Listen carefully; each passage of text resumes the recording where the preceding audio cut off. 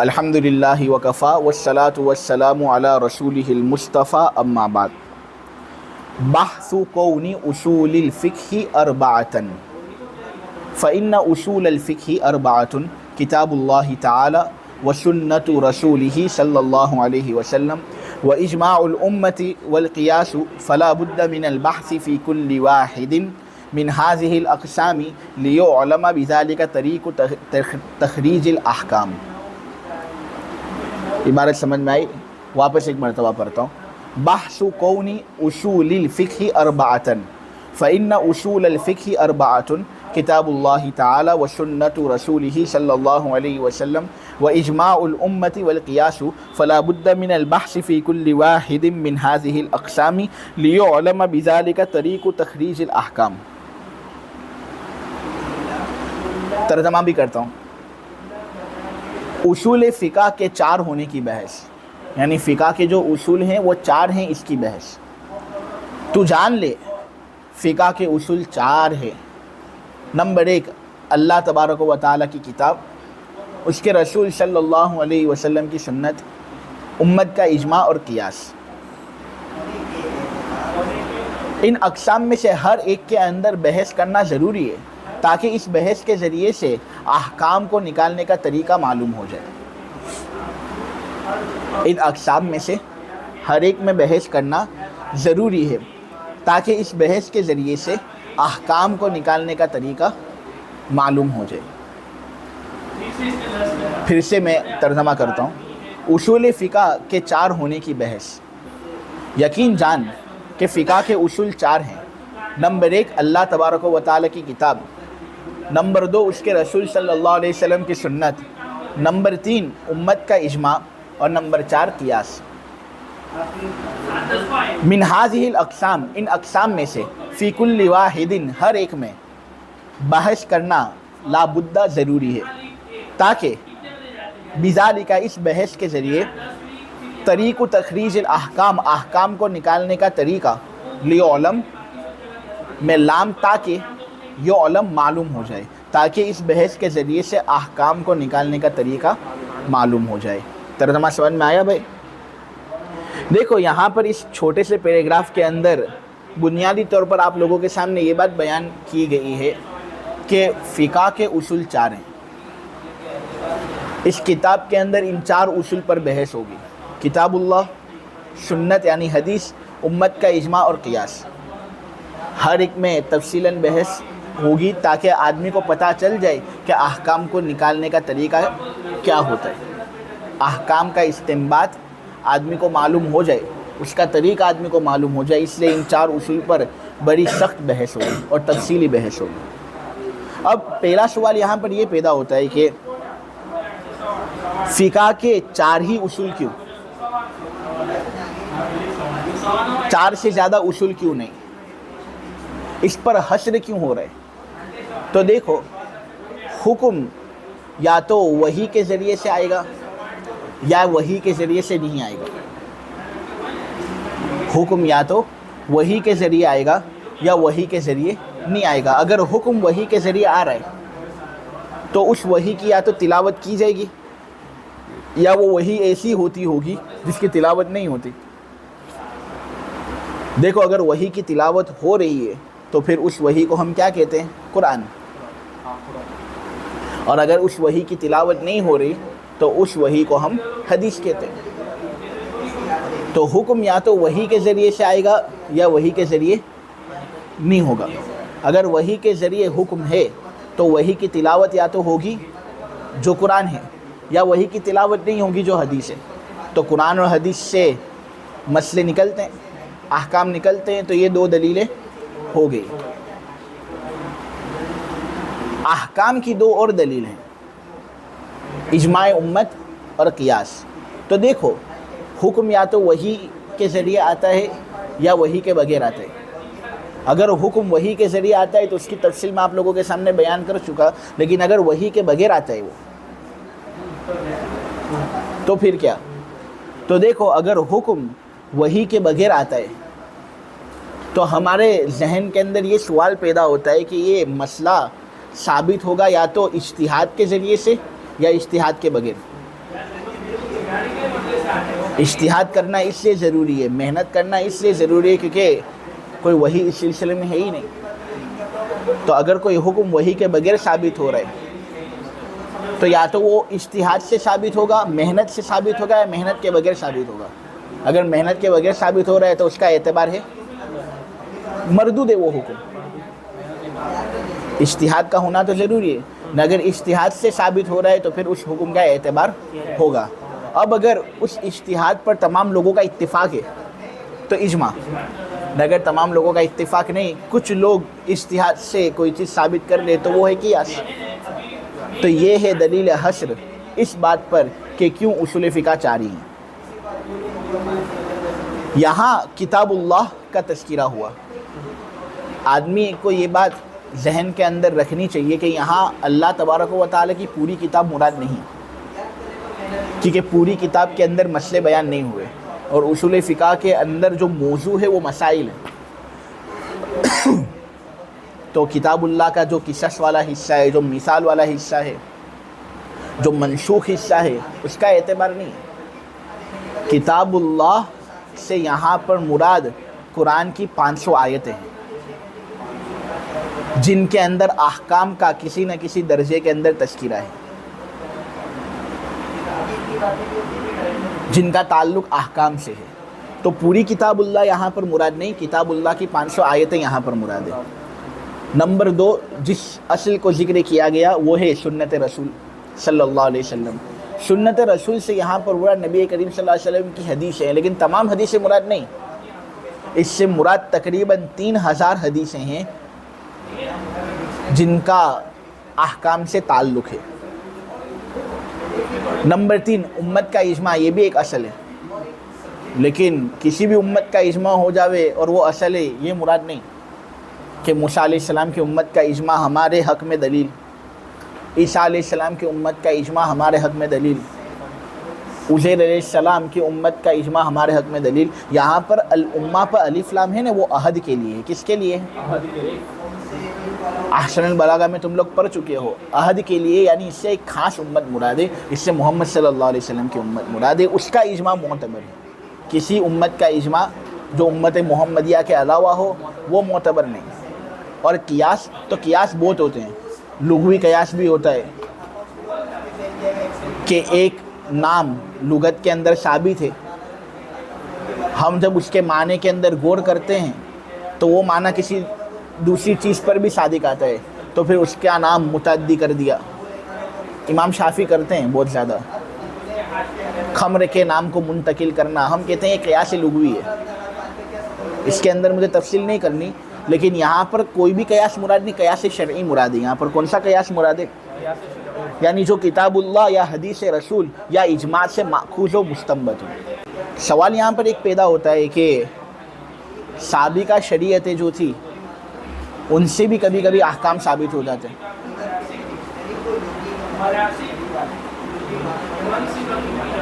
تعامل ناس جو ہے اس سے بھی کبھی کبھی احکام ثابت ہو جاتے ہیں۔ صحابی کے قول سے بھی کبھی کبھی احکام ثابت ہوتے ہیں، تو کبھی کبھی استصحاب حال سے بھی احکام ثابت ہوتے ہیں۔ یعنی یہاں پر یہ کہا گیا کہ اصول فقہ 4 ہیں، حالانکہ تعامل ناس سے بھی احکام ثابت ہوتے ہیں، قول صحابی سے بھی احکام ثابت ہوتے ہیں، شرائع سابقہ سے بھی احکام ثابت ہوتے ہیں، استصحاب حال سے بھی احکام ثابت ہوتے ہیں۔ تو اصول فقہ 4 ہونے کی بجائے 8 معلوم ہو رہے ہیں۔ تو یہاں پر اصول فقہ کو 4 کیوں بتلایا گیا؟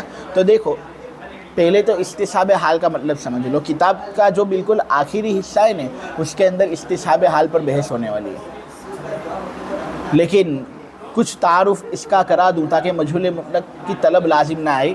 وہ یہ ہے کہ کسی چیز کی موجودہ حالت کو سابقہ حالت پر قیاس کرنا، کسی چیز کی کو سابقہ حالت پر قیاس کرنا۔ جیسے اس کی مثال، کوئی آدمی وضو کرتا ہے 10 بجے، پھر 4 بجے اس کو شک ہوا حدث کے اندر کہ کیا مجھے حدث لاحق ہوا ہے یا نہیں، تو اب ہم دیکھیں گے، استصحاب حال کریں گے۔ کیا کریں گے کہ ابھی جو حدث کے اندر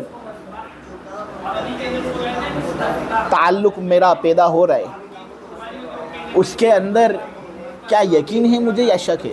تو تم کہو گے شک ہے، یقین نہیں ہے حدث کا۔ لیکن جو ابتدا کے اندر میں نے وضو کیا تھا اس کے اندر کیا مجھے یقین ہے یا شک ہے؟ تو آدمی کہے گا اس کا تو مجھے یقین ہے کہ میں نے وضو کیا تھا۔ تو آدمی کہے گا الیقین لا یزول بالشک، یقین جو ہے وہ شک سے زائل نہیں ہوتا۔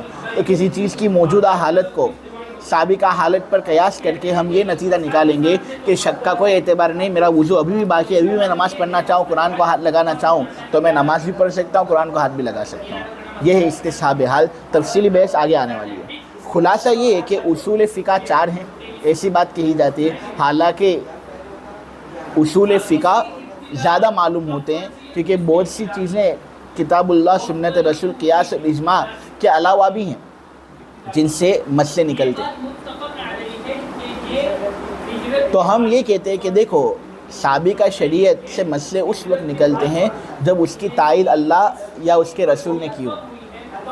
اگر تائید اللہ یا اس کے رسول کی جانب سے منقول ہی نہیں ہے یا اللہ اور اس کے رسول نے نکیر کی ہے اس پر، تو پھر ہم سابقہ شریعت سے احکام کا استنباط کس طرح کر سکتے ہیں؟ احکام کا استنباط سابقہ شریعت سے اسی وقت ہوگا جب اس کی تائید اللہ یا اس کے رسول نے کی ہو۔ اگر اللہ نے کی ہے تو پھر شرائع سابقہ کا لحوق کتاب اللہ کے ساتھ ہو جائے گا، اگر رسول نے کی ہے تو سابقہ شرائع کا لحوق حدیث کے ساتھ ہو جائے گا۔ تو پھر سابقہ شرائع یہ مستقل ایک اصل ہوا ہی نہیں، بلکہ یہ تو کتاب اللہ اور سنت رسول میں داخل ہے۔ رہا قول صحابی کا معاملہ، تو صحابی کے قول کے بارے میں ہم یہ کہتے ہیں کہ یا تو صحابی ایک ایسی بات کہے گا جو عقل کے اندر آتی ہے، یا صحابی ایک ایسی بات کہے گا جو عقل سے پرے ہے، عقل سے بلند ہے۔ اگر صحابی کوئی ایسی بات کہہ رہا ہے جو عقل کے اندر آتی ہے تو یہ قیاس ہوا، اگر صحابی کوئی ایسی بات کہہ رہا ہے جو عقل سے پرے ہے تو ضرور اس نے حضور سے سن کر ہی یہ بات کہی ہوگی، اپنی طرف سے نہیں کی۔ ہمارا حسن گمان صحابہ سے یہی ہے کہ جب وہ عقل سے پرے کوئی بات کرتے ہیں تو ضرور حضور سے سن کر ہی انہوں نے یہ بات کی ہوگی، اور یہ ان کا صحابی ہونے کی وجہ سے ہے، تو پھر وہ سنت رسول میں داخل ہو جائے گا۔ لہٰذا یہ بھی ایک مستقل اصل ہوا نہیں۔ اور رہا استصحاب حال، تو استصحاب حال کی کیا تعریف میں نے آپ لوگوں کے سامنے بیان کی؟ موجودہ حالت کو سابقہ حالت پر قیاس کرنا۔ تو کیا ہے یہ قیاس ہے یا نہیں ہے؟ تو یہ تو قیاس کے اندر داخل ہے، لہٰذا یہ اعتراض کرنا صحیح نہیں۔ اب چونکہ کتاب اللہ کا وجود، کتاب اللہ کا مرتبہ سنت رسول سے بھی بڑا ہوا ہے، اجماع سے بھی بڑا ہوا ہے اور قیاس سے بھی بڑا ہوا ہے، اس سے اس کے مرتبے کے اعلیٰ ہونے کی وجہ سے، وجود کے بلند ہونے کی وجہ سے شروع بحث کریں گے مصنف کتاب اللہ سے۔ آپ سمجھے؟ تو کتاب اللہ کے اندر سب سے پہلی بحث ہوگی اور اس کو شروع کیا جائے گا اس لیے کہ یہ مرتبے کے اندر سب سے مقدم ہے۔ البحث الاول فی کتاب اللہ تعالی، پہلی بحث اللہ تبارک و تعالی کی کتاب کے سلسلے میں۔ اللہ تعالی کی کتاب سے یہاں پر مراد قرآن کریم ہے۔ قرآن کا ایک لغوی معنی ہے اور اصطلاحی معنی ہے۔ قرآن کا لغوی معنی اگر جاننا ہو تو یہ بات پہلے جاننی ضروری ہے کہ آدمی سمجھے کہ یہ ایک مصدر ہے۔ کیا ہے یہ؟ قرأ یقرأ کا مصدر ہے یہ، اور ایسا مصدر ہے جو اس میں مفعول کے معنی میں ہے۔ بہت سے مصدر اس میں فاعل کے معنی میں ہوتے ہیں، تو بہت سے مصدر اس میں مفعول کے معنی میں ہے۔ تو قرآن ایک مصدر ہے، لیکن یہ کس کے معنی میں؟ اس میں مفعول کے معنی میں۔ قرآن کا لغوی معنی ہے وہ چیز جس کو پڑھا جائے، چونکہ قرآن کو کثرت سے پڑھا جاتا ہے اس لیے قرآن کو قرآن کہتے ہیں۔ اور قرآن کا اصطلاحی معنی کیا ہے؟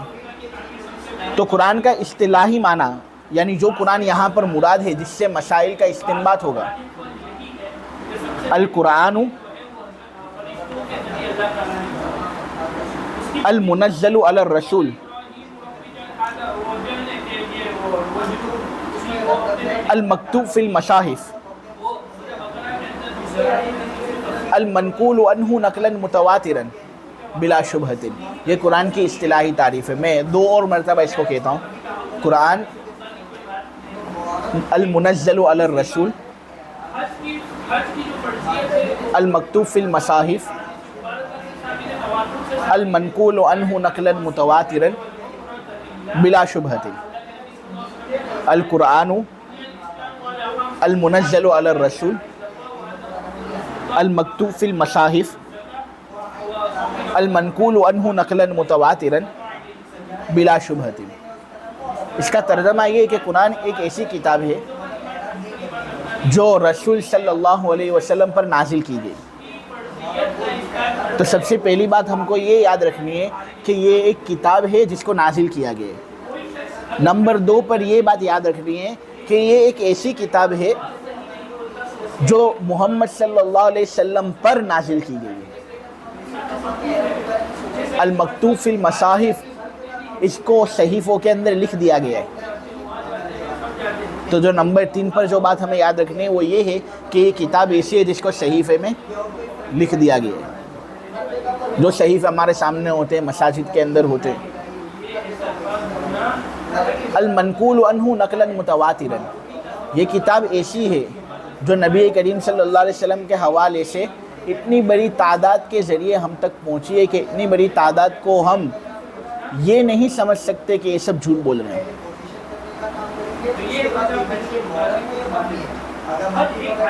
چوتھی بات جو یہاں پر ہم کو یاد رکھنی ہے وہ یہ ہے کہ یہ ایک اتنی زبردست کتاب ہے کہ اتنی بڑی تعداد سے ہم تک یہ پہنچی ہے کہ اتنی بڑی تعداد کو ہم جھوٹ پر متفق نہیں سمجھ سکتے، اور اس کے اندر کوئی شبہ نہیں ہے، بلا شبہ۔ تو 4 باتیں ہوئی۔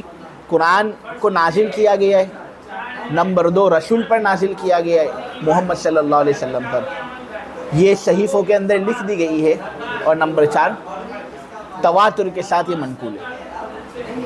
یہ 4 چیزیں جاننا بہت ضروری ہے، تب ہم کو اصل میں قرآن سمجھ میں آئے گا اور اس کی تعریف سمجھ میں آئے گی۔ دیکھو اس کے جو قیود ہیں، بہت سے فوائد اپنے اندر لیے ہوئے۔ دیکھو یہاں پر یہ بات جو کہی گئی نا کہ قرآن کو نازل کیا گیا ہے، تو اس سے وہ تمام کتابیں پڑھی جانے والی چیزیں، قرآن تو ہر اس چیز کو کہتے ہیں جس کو پڑھا جائے، تو ہر پڑھی جانے والی چیزیں، ہر طرح کی کتاب جو نازل نہیں کی گئی آسمان سے، وہ نکل گئی، کیونکہ قرآن تو نازل کی گئی ہے، لیکن پھر اس کے اندر ابھی بھی آسمانی کتابیں داخل ہیں جن کو الگ الگ رسولوں پر نازل کیا گیا۔ ہمارا قرآن تو ایک ایسی کتاب ہے جس کو نازل کیا گیا ہے محمد صلی اللہ علیہ وسلم پر، تو اس سے آسمانی کتابوں کا اخراج ہو گیا۔ اور پھر کہا المکتوب فی المصاحف، کہ یہ قرآن ایک ایسی کتاب ہے جو محمد صلی اللہ علیہ وسلم پر نازل کی گئی ہے اور صحیفوں کے اندر وہ لکھ دی گئی ہے۔ تو صحیفوں کے اندر لکھ دی گئی ہے، تو یہ کہہ کر قرآن کی وہ آیتیں نکال دی جن کی تلاوت منسوخ ہو گئی کہ وہ صحیفوں کے اندر لکھی ہوئی نہیں ہے۔ جیسے ایک آیت تھی، الشیخ والشیخۃ اذا زنیا فرجموہما نکالا من اللہ واللہ عزیز حکیم۔ یہ قرآن کی ایک آیت تھی، الشیخ والشیخۃ اذا زنیا فرجموہما نکالا من اللہ واللہ عزیز حکیم، کہ برا مرد اور بری عورت جب دونوں زنا کریں تو دونوں کو رجم کرو ان کے بڑھاپے کے باوجود۔ یہ اللہ تعالیٰ کی طرف سے ایک عبرتناک عذاب ہے، اللہ بڑا غلبے والا ہے، بڑا حکمت والا ہے۔ دیکھو یہاں پر یہ جو آیت تھی یہ قرآن کے اندر پہلے تھی، لیکن آج کیا مصاحف کے اندر اس کو لکھا گیا ہے، تو المکتوب فی المصاحف کہہ کر اس طرح کی آیتیں نکال دی نہیں۔ اگر یہ نہ کہتے تو اس طرح کی آیتیں بھی قرآن کی ڈیفینیشن کے اندر آ جاتی، حالانکہ اصول فقہ میں اس سے بحث نہیں ہوتی، نہ اس پر قرآن کا اطلاق ہوتا ہے، لیکن ابھی بھی قرآن کے اندر اس کا گھیر داخل ہے۔ دیکھو آپ کو معلوم ہے قرآن کی بہت سی قرأتیں ہیں، کچھ مشہور قرأتیں ہیں، کچھ شاذ قرأتیں ہیں، کچھ تواتر والی قرأتیں ہیں۔ قرآن کی جو متواتر قرأتیں ہیں نا، قرآن کا وہی حصہ ہے۔ قرآن کی مشہور قرأتیں یا قرآن کی وہ قرأتیں جو شاذ اور نادر ہیں، ان کو ہم قرآن نہیں کہتے۔ المنقول عنہ نقلا متواترا سے قرآن کی جو شاذ قرأتیں ہیں یا قرآن کی قرأتیں مشہورہ ہیں ان کو نکال دیا گیا ہے اور متواتر قرأتوں کو باقی رکھا گیا ہے۔ آپ سمجھے؟ یعنی دیکھو جو شاذ قرأتیں ہیں، ایسی قرأتیں جو بہت سے کم لوگوں سے منقول ہے، یا مشہور قرأتیں ہیں وہ بھی صحیفوں کے اندر لکھ دی جاتی ہے اور ان کے بارے میں بھی یہ عقیدہ رکھا جاتا ہے کہ یہ رسول پر نازل کی گئی. تو اگر ہم منقول عنہ نقلاً متواترا نہ کہتے تو قرآن کے اندر ان سب قراتوں کا شمول بھی ہوتا ہے یا نہیں؟ حالانکہ مشہور قراتیں اور شاذ قراتیں قرآن کا حصہ نہیں. قرآن کا حصہ وہی قراتیں ہیں جو متواتر طریقے سے ثابت ہیں. تو المنقول عنہ نقلاً متواتراً کہا انہی متواتر قراتوں کو قرآن کی تعریف میں باقی رکھنے کے لیے اور ان کے علاوہ کو نکالنے کے لیے. اور بلا شبہ کہا یہ مزید تاکید کے لیے کہ قرآن کے اندر کوئی شک نہیں ہے. تو قرآن کی 10 قراتیں ہیں ایسی جو متواتر طبقے سے منقول ہیں. نمبر 1 نافع المدنی کی قرات. نمبر 2 عاصم کوفی کی قرات. نمبر 3 حمزہ کوفی کی قرات. نمبر 4 کسائی کوفی کی قرات. نمبر 5 ابن کثیر مکی کی قرات. نمبر 6 ابن عامر شامی کی قرات. اور نمبر 7 ابو عمرو بصری کی قرات. یہ قراتیں متواتر ہیں، اس کے اندر کسی کو اختلاف نہیں. اور پھر اب جو میں 3 نام بیان کرنے والا ہوں ان کی قراتوں کے اندر علماء کا اختلاف ہوا ہے، لیکن راجح قول ہمارے علماء کا یہی ہے کہ ان کی قراتیں بھی متواتر ہیں. نمبر 8 ابو جعفر المدنی کی قرات. نمبر 9 یعقوب الحضرمی کی قرات. اور نمبر 10 خلف ابن ہشام بغدادی البزار کی قرات. تو یہ 10 قراتیں ہیں جو قرآن کی تعریف میں داخل ہوتی ہیں. تو یہ میں قرآن کا ڈیفینیشن آپ لوگوں کے سامنے میں نے بیان کیا. اب میں آگے سبق بڑھاؤں اس سے پہلے ایک بات یاد رہے گی کہ ایک بحث چھوڑ دی ہے میں نے. وہ بحث یہ ہے کہ میں نے آپ لوگوں کے سامنے ایک اشکال قائم کیا تھا کہ شرائع سابقہ، تعامل ناس، قول صحابی اور اصحاب حال سے بھی تو مسائل نکلتے ہیں، ثابت ہوتے ہیں. تو پھر اصول فقہ 4 ہی کیوں؟ تو میں نے یہ بات بتائی کہ دیکھو شرائع سابقہ کا لحوق یا تو کتاب اللہ کے ساتھ ہوگا یا سنت رسول کے ساتھ ہوگا، اس لیے اس کو مستقل اصل بیان کرنے کی ضرورت. قول صحابی کے بارے میں میں نے یہ کہا کہ اگر وہ عقل کے اندر آتا ہے تو قیاس کے ساتھ اس کا لحوق ہوگا، نہ اگر وہ عقل میں نہیں آتا تو سنت کے ساتھ اس کا لحوق ہوگا. استصحاب حال کے بارے میں نے یہ بات کہی کہ اس کا لحوق قیاس کے ساتھ ہوگا. لیکن تعامل ناس کے بارے میں جواب دینا باقی رہ گیا تھا. تو اس کا جواب یہ دیا جاتا ہے کہ دیکھو تعامل ناس کس کو کہتے ہیں؟ لوگوں کی آراء کا کسی چیز پر متفق ہو جانا، لوگوں کی رائیوں کا کسی چیز پر متفق ہو جانا، کسی سماج کے اندر رواج کا جاری ہو جانا، اس کو کہتے ہیں تعامل ناس. اس سے بھی مسئلے ثابت ہوتے ہیں، لیکن ہم کہتے ہیں کہ یہ اجماع ہی کی تو ایک شکل ہے، تو اس سے اس کو اجماع کے ساتھ لاحق کر دیں گے. تو یہ بھی مستقل ایک اصل نہیں، اجماع کے ساتھ ہی اس کو داخل کر لیں گے. تو اس طرح وہ اعتراض بھی ہمارا حل ہو جاتا ہے. فصل فی الخاص والعام، تعریف الخاص. یہ فصل خاص اور عام کے بیان میں ہے، یعنی آپ لوگوں کے سامنے خاص کے احکام مسائل بیان کیے جائیں گے، اس کی تعریف بیان کی جائے گی. عام کے مسائل، عام کے احکام، عام کی تعریف آپ لوگوں کے سامنے بیان کی جائے گی. یہ وہ عام نہیں جو درخت پر اگتا ہے، جو طلبہ کھا لیتے ہیں. اس سے مراد ایک الگ چیز ہے، ایک لفظ کی ایک قسم ہے یہ. فالخاص لفظ وضع لمعنى معلوم او لمسمى معلوم على الانفراد كقولنا في تخصيص الفرد زيد وفي تخصيص النوع رجل وفي تخصيص الجنس انسان. ایک اور مرتبہ عبارت پڑھتا ہوں. فالخاص لفظ وضع لمعنى معلوم او لمسمى معلوم على الانفراد كقولنا في تخصيص الفرد زيد وفي تخصيص النوع رجل وفي تخصيص الجنس انسان.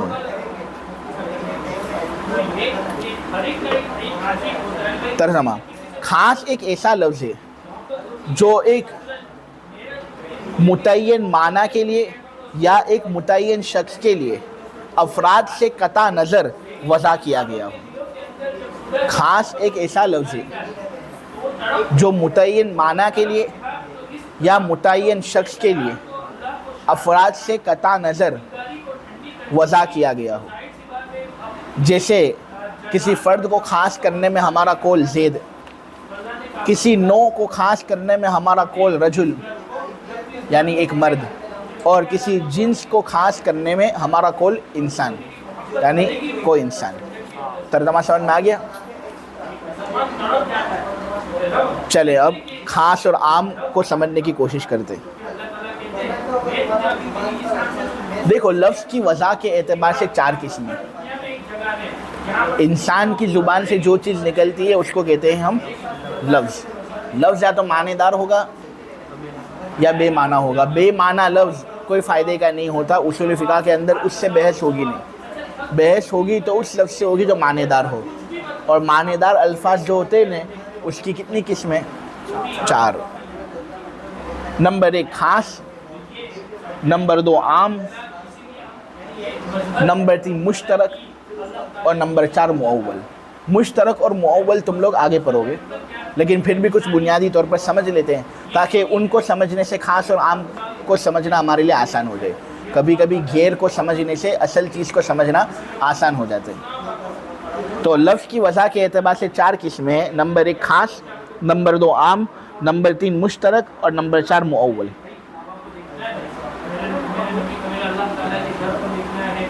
लफ्ज़ जो मानेदार हो या तो वो एक माना बताएगा या एक से ज़ायद माना बताएगा।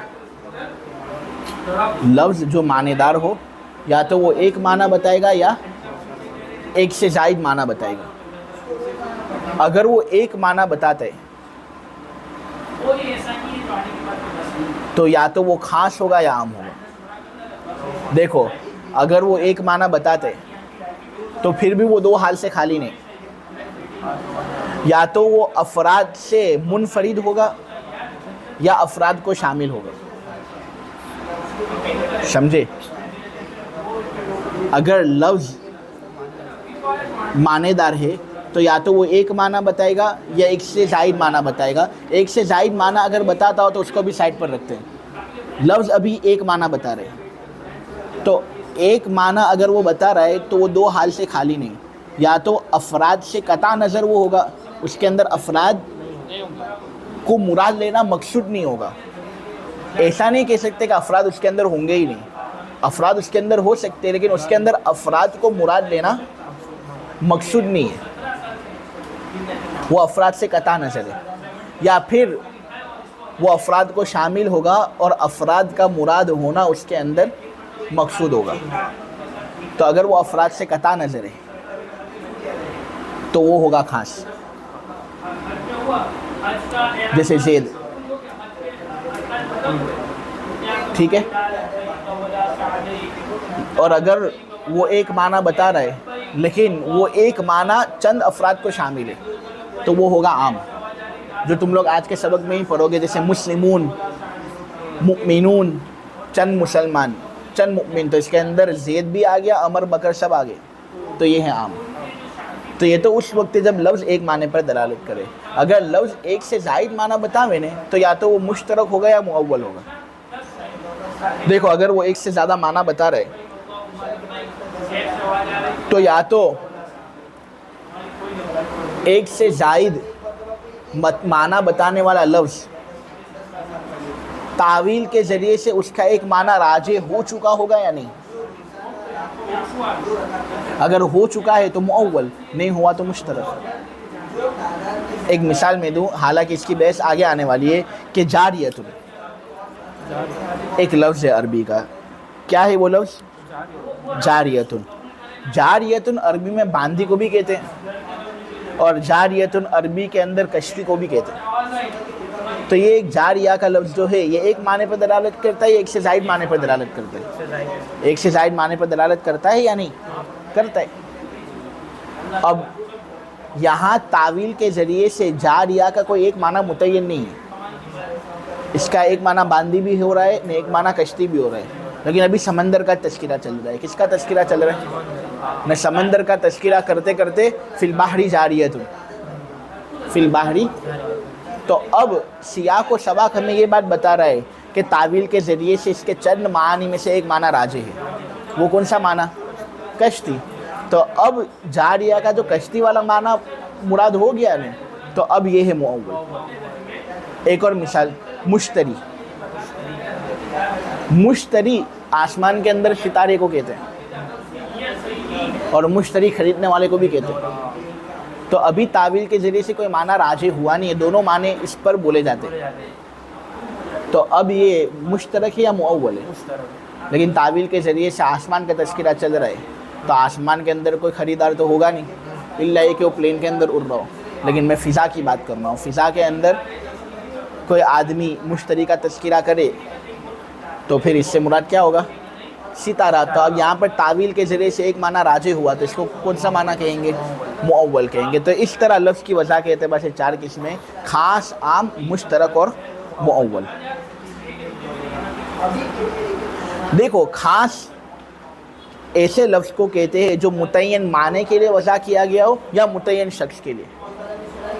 بچے یہاں پر ہی اٹک جاتے ہیں کہ متعین معنی کے لیے وضع کیا گیا یا متعین شخص کے لیے وضع کیا گیا، تو شخص بھی تو ایک معنی ہی ہے.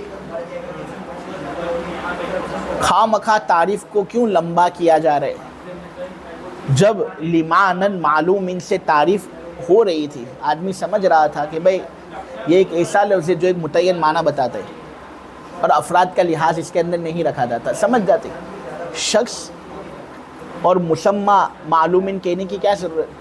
تو دیکھو، یہ زیادتی جو صاحب اصول الشاشی کی جانب سے کی گئی ہے وہ تعریف کو مزید منقح، مزید صاف ستھری بنانے کے لیے کی گئی ہے تاکہ آدمی خاص کو اس کی تمام اقسام سمیت سمجھ جائے اور خاص سمجھنے کے اندر کوئی کوتاہی اس کی باقی نہ رہے.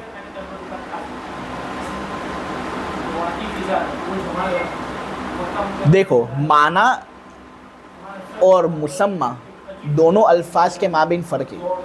وہ فرق جب ہم سمجھیں گے نا تو ہم کو وہ حکمت بھی سمجھ میں آئے گی کہ کیوں معنی مستقل ذکر ہوا، مسمى مستقل ذکر ہوا. آپ سمجھ رہے ہو؟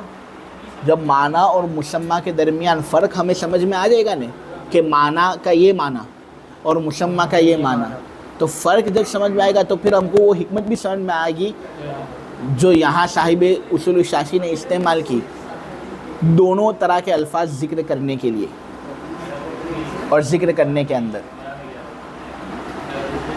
دیکھو، معنی اپنے اندر عمومیت رکھتا ہے جبکہ مسمى اپنے اندر خصوصیت رکھتا ہے. معنی اس چیز پر بولا جاتا ہے جس کے افراد ہوں اور اس چیز پر بھی بولا جاتا ہے جس کے افراد نہ ہوں، یعنی کلی جزئی دونوں پر بولا جاتا ہے. اور مسمى یہاں اس چیز پر بولا جا رہا ہے جس کے افراد نہ ہو، یعنی اس کے اندر خصوصیت زیادہ ہے. آپ سمجھے؟ معنی اس چیز پر بھی بولا جاتا ہے جس کے افراد ہوں اور اس چیز پر بھی بولا جاتا ہے جس کے افراد نہ ہوں. اور جو مسمى ہے یہ اس چیز پر بولا جاتا ہے جس کے افراد نہیں ہوتے. ٹھیک ہے؟ اب دیکھو، خاص کی 3 قسمیں. ایک خاص کی قسم ہے خاص الفرد، ایک خاص کی قسم ہے خاص النوع اور ایک خاص کی قسم ہے خاص الجنس. ٹھیک ہے؟ خاص کی ایک قسم ہے خاص الفرد، خاص کی ایک قسم ہے خاص النوع اور خاص کی ایک قسم ہے خاص الجنس. انہی اقسام کی طرف صاحب اصول الشاشی اشارہ کر رہے اپنی عبارت میں کقولنا فی تخصیص الفرد، یہ کہہ کر خاص الفرد کی طرف اشارہ کیا. وفی تخصیص النوع، یہ کہہ کر خاص النوع کی طرف اشارہ کیا. وفی تخصیص الجنس، خاص الجنس کی طرف اشارہ کیا. تو یہ جو عبارت ہے نا صاحب اصول الشاشی کی، اس میں ان 3 چیزوں کی طرف اشارہ اس طرح ہو گیا. مثال کے اندر انہوں نے 3 قسموں کی طرف اشارہ کر دیا. خاص الفرد اس خاص کو کہتے ہیں جس کے اندر بالکل افراد نہیں ہوتے اور وہ ایک متعین ذات پر بولا جاتا ہے، متعین شخصیت پر بولا جاتا ہے. ٹھیک ہے؟ جیسے زید کا کوئی فرد ہے، زید ایک آدمی ہے، خاص ہے. خاص النوع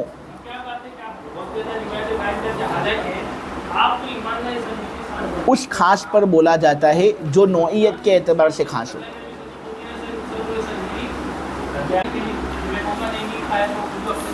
تو دیکھو، نوع اس چیز کو کہتے ہیں جو ایسے افراد پر بولی جائے جن کی غرض ایک ہو، الگ الگ نہ ہو. مثلا مرد، یہ اپنے اندر افراد کو لیے ہوئے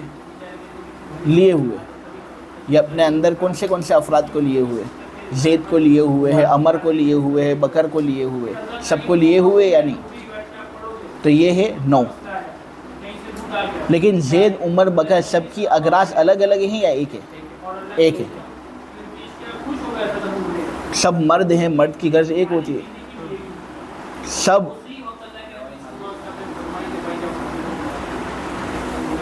سب کیا کرتے ہیں؟ نماز پڑھاتے ہیں۔ عورت نماز نہیں پڑھا سکتی، یہ نماز پڑھاتے ہیں۔ اسی طرح یہ امام ہوتے ہیں، نبی ہوتے ہیں، حدود اور قصاص کے اندر شاہد ہوتے ہیں۔ یہ سب مرد کی اغراض۔ تو 9 اس کو کہتے ہیں جو ایسے افراد پر بولی جائے جن کی غرض ایک ہو۔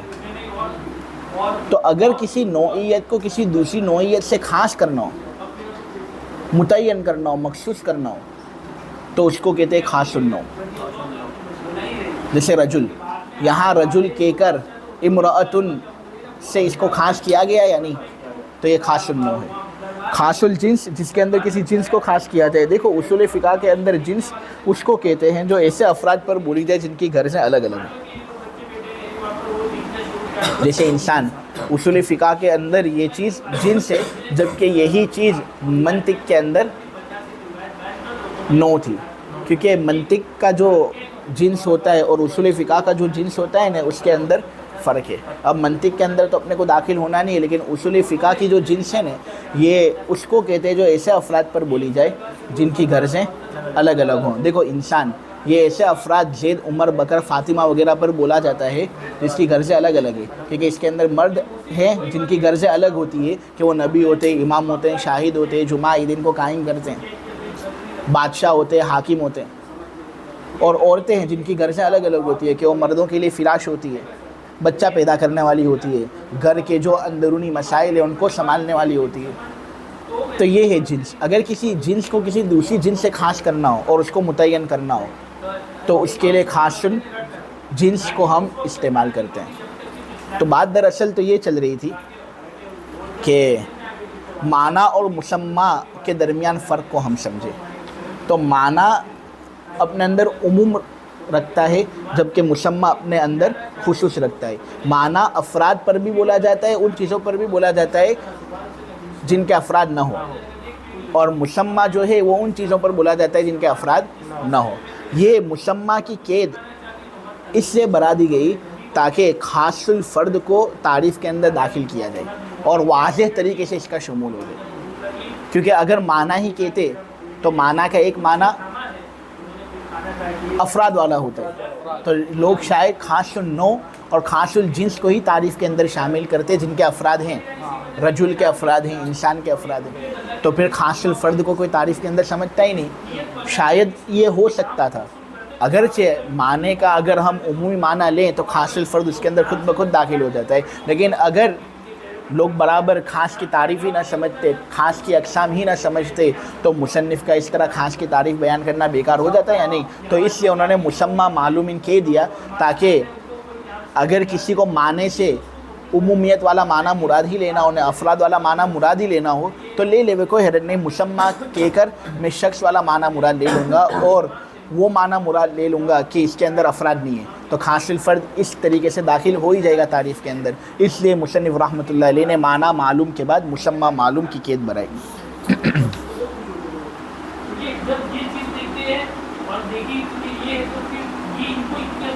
تو خاص ایک ایسا لفظ ہے جو ایک متعین معنی کے لیے وضع کیا گیا ہے یا ایک متعین شخص کے لیے وضع کیا گیا ہے، خواہ اس کے افراد ہوں یا نہ ہوں۔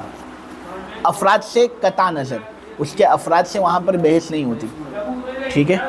جس سے کہ ہمارا قول کسی فرد کو خاص کرنے میں زید، دیکھو زید ایک خاص فرد ہوتا ہے۔ جب آدمی زید بولتا ہے تو اس سے عمر، بکر وغیرہ کو مراد نہیں ہوتا، تو یہ خاص ہے یا نہیں ہے؟ اب کوئی آدمی کہہ سکتا ہے کہ زید نام کے 2 شخص اگر ہوں تو، زید نام کے اگر 2 شخص ہوں تو دیکھو اگر افراد سے قطع نظر رکھنا وہ چاہتا ہو، نہ کسی ایک متعین زید کو مراد لے رہا ہو اشارہ کر کے وغیرہ، قرینوں سے معلوم چل رہا ہے کہ 2 زید میں سے ایک ہے تو تب خاص، لیکن اگر وہ اس کے باوجود عمومیت پر اس کو رکھ رہا ہے تو پھر وہ عام ہو جائے گا۔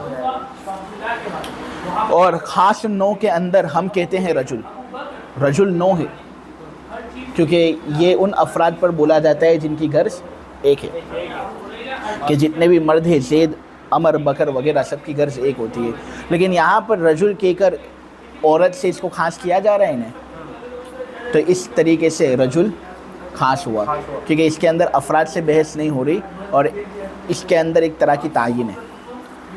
خاص الجنس کی مثال انہوں نے دی انسان، اس کو جنس اس لیے کہا حالانکہ یہ مناطق کا کہ یہاں پر نو ہے، کیونکہ جنس اصول فقہ والوں کے یہاں اس کو کہتے ہیں جو ایسے افراد پر بولی جائے جن کی غرض الگ الگ ہو۔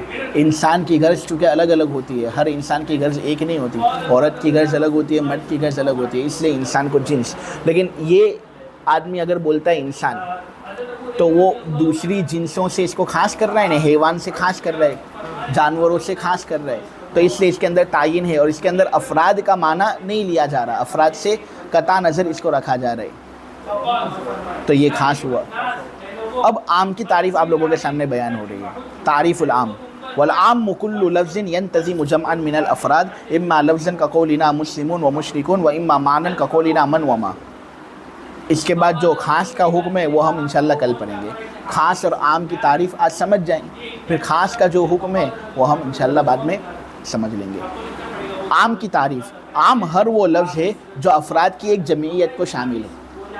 عام ہر وہ لفظ ہے جو افراد کی ایک جمعیت کو شامل ہو، یا تو لفظی طور پر جیسے ہمارا قول مسلمون اور مشرکون، مسلمون چند مسلمان، مشرکون چند مشرک،